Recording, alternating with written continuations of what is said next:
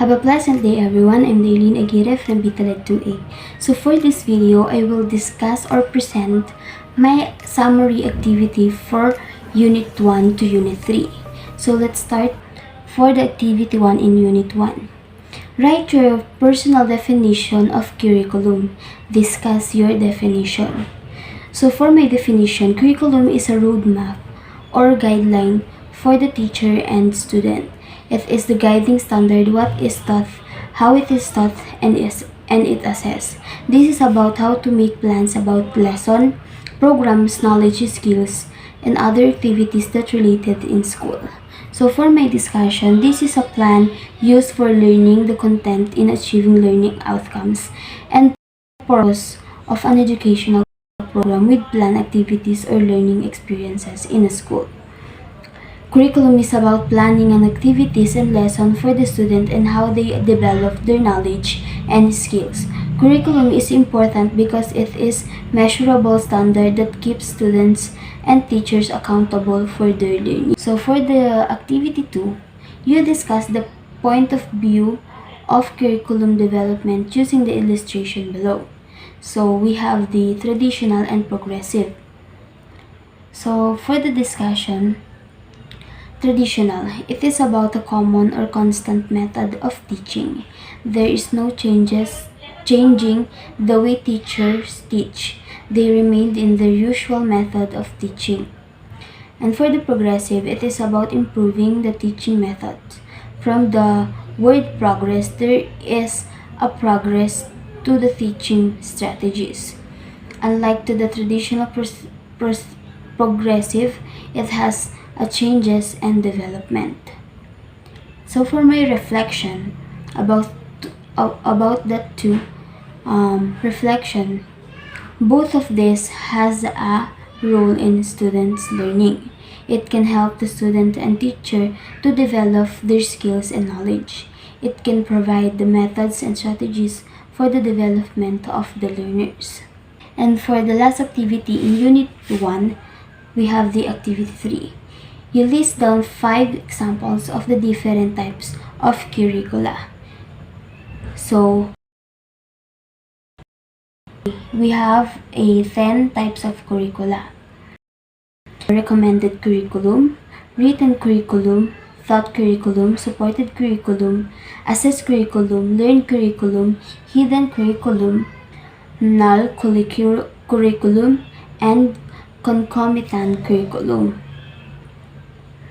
So, the example of my for the example for my recommended curriculum is student, discipline, behavior, depth ed university. And for the written, textbooks, guides, test paper, pre-test examination, and lesson plan. And for the top curriculum, the lecture, initiate group work, subjects, lessons, and discussion. And for the supported curriculum, we have the library, lectures, books, websites or internet, and materials. And for the assessed curriculum, we have the anecdotal record, checklist, rating scale, rubrics, and quiz. And for the learned curriculum, we have reflection about the topic, summary the lesson, jot down notes, and discussion. And for the hidden curriculum, we have norms, values, procedures, techniques, and skills. And for the null curriculum, we have the digital citizenship, consumer rights, mindfulness, self-study. And for the Phantom curriculum, we have the history education, life education, gender education, career planning, local culture. And for the last one, the concomitant curriculum, we have the lesson values, ethics, social experiences, molded behaviors, and religious. And let's start for the Unit 2. So for the Unit 2, provide a lesson plan in TLE for junior high school with your classmate and students from Bitalet 2A. You may be download or borrow from one teacher. So we need to search or borrow lesson plan for the internet or for our former teachers in senior high school. So, and then we need to answer the following question. So the first question is, can you consider lesson plan a curriculum and why? Yes, I considered a lesson plan as a curriculum because lesson plan can help the teacher to guide their teaching strategies and how they are going to prepare the lesson properly for the learners. Lesson plan is a logical arrangement of concept ideas or skills to be covered during the teaching and learning process. And for the question number 2, what are the objectives given in the lesson plan? So at the end of the discussion, the student should be able to prepare unnecessary tools and equipment for the specific nail care activity. And for the question number 3, what is the subject matter or content? Area of specialization. The topic of that lesson plan is agricultural crop production for grade 7. And subtopic is use farm tools and equipment. And for the question number 2, what activities are included? So the activities is they are going to present the different tools on that subject. And for the question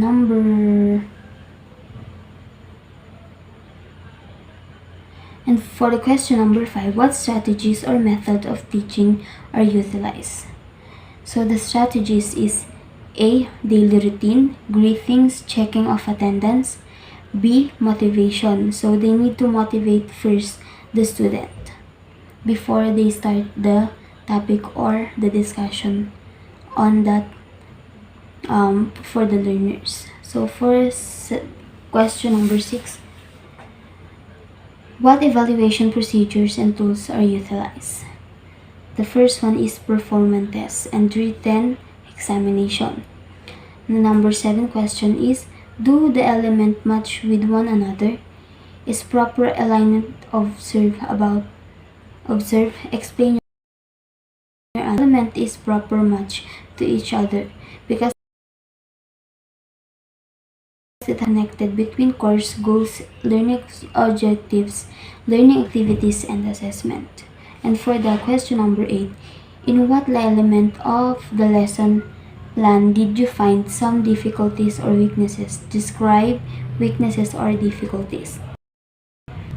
So for my answer, I didn't see anything or any weaknesses and difficulties on the lesson plan that I downloaded. For me, the procedures topic, the step-by-step learning procedures is perfect for the students and teachers. And for the question number 9, our solution to those conditions, why do you propose?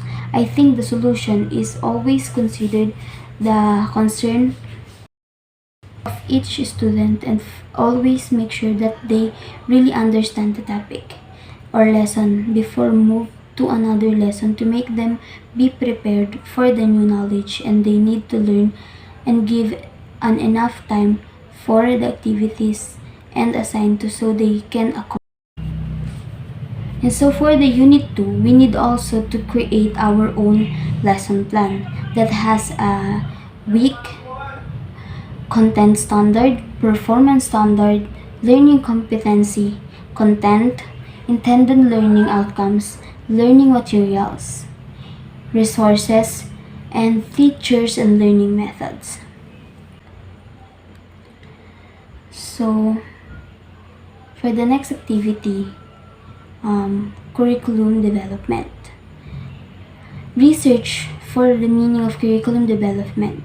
Then craft your own definition based on your research and your personal understanding of what curriculum development is on the context of teacher's ability. So for my research, curriculum development can be defined as a step-by-step process used to create positive improvement in courses offered by school, college, or university. For my personal understanding, every time there are changes or development in the world. The school curricula are affected. There is need to update them to address the society needs. Curriculum development is a purposeful, progressive, and systematic process to create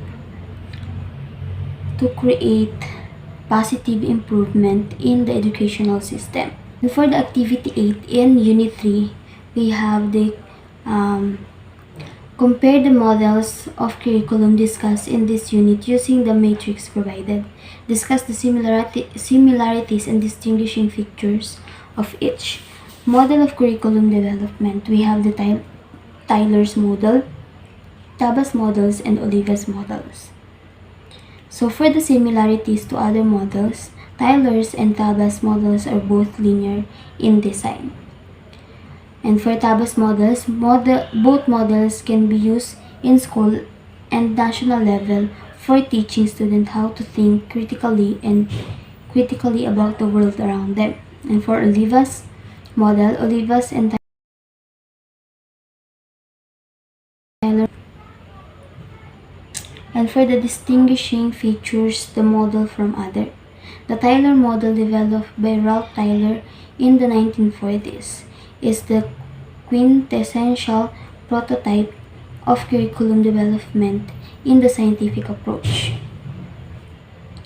And for the Tabas model, teachers should adopt an inductive approach to teaching from specific to general after than the traditional deductive approach, starting from the general run building to the specifics.